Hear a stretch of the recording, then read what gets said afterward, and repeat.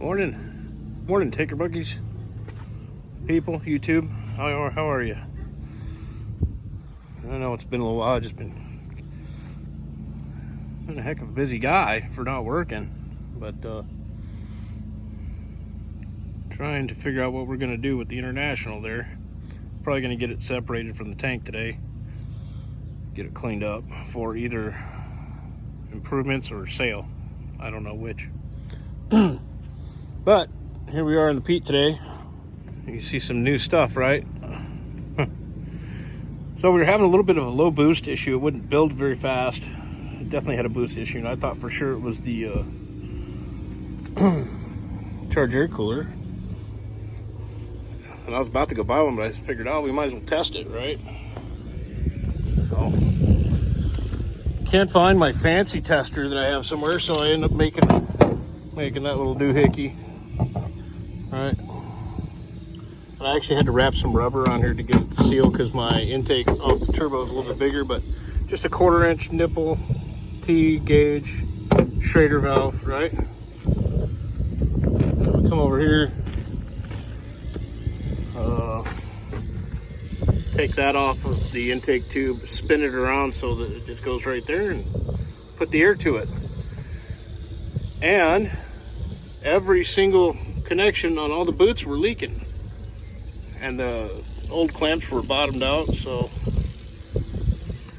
you know, instead of just replacing clamps, we went all new boots.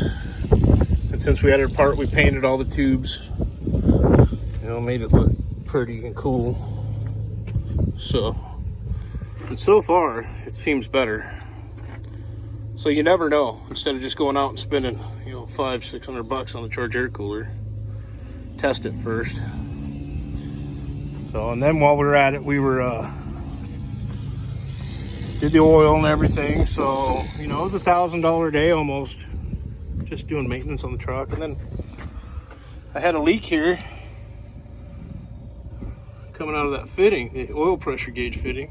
And as soon as I went to touch it to tighten it up, the thing just fell apart. So I had to go, I went to go make up a new one here this morning. So I just made up a new hose out of hydraulic, and we're gonna put that on there. So that's kind of what I've been doing, that and the house stuff. The house stuff's kind of boring, dealing with bankers and stuff and getting utilities in. So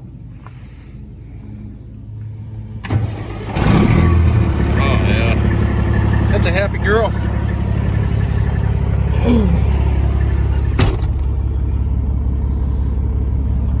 Everything's working good.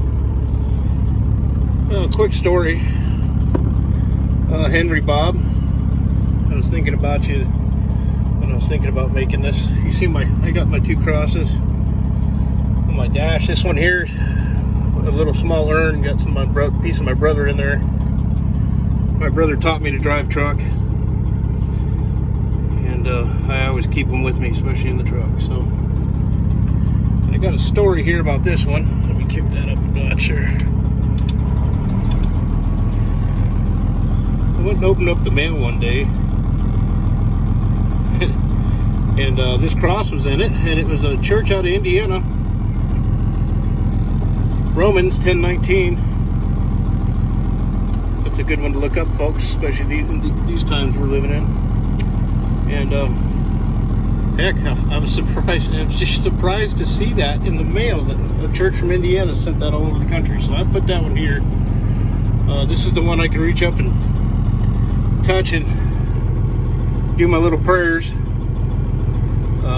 And I guess the point I wanted to make with this one is, if you're not a believer, let me tell you something. The Bakken, driving the Bakken in the wintertime, or any time of year really, might make you one. And I can't tell you how many times I come out of a hill chained up full of ice, saying my prayers. So, anyways there, folks, short story. I've been meaning to put that out there for a little while. Not trying to get all Pastor Joe Fox on you, but if you don't watch Pastor Joe Fox, check out PJF, Viking Preparedness. You might have to go back a couple of years on his videos if you're just starting out, but, you know, come out of her, my people, right? These cities. Anyways, folks, just checking in with you. Hope you have a happy 4th of July. Y'all take care, stay safe, and be blessed. We'll see you soon.